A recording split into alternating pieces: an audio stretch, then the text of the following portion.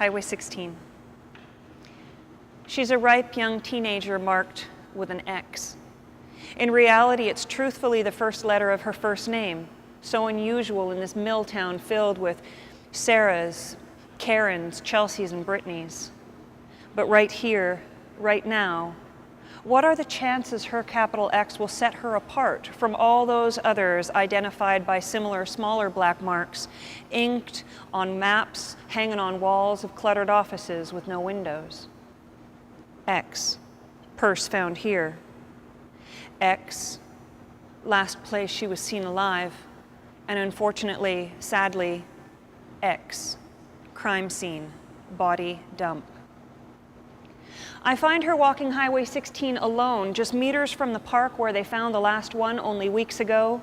Missing persons posters still hanging all over town, and identified only, finally, by a necklace she never removed and the bits of fingerprints she left behind amongst the trees.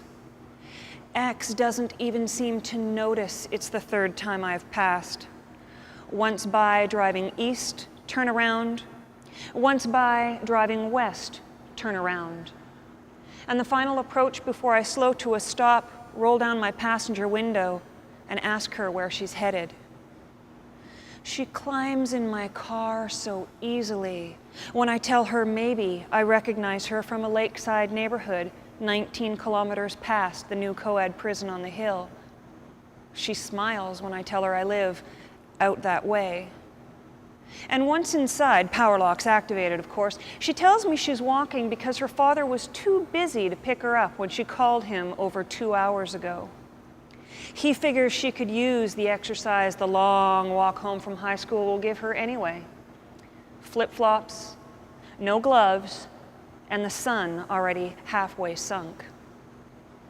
So at 100 kilometers per hour, high beams on to flush out any errant moose, our 25-minute drive is over far too quickly.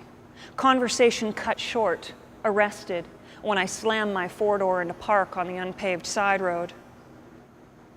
Did you tell him you were wearing flip-flops?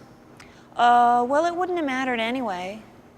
And suddenly I'm involved in a violent physical struggle.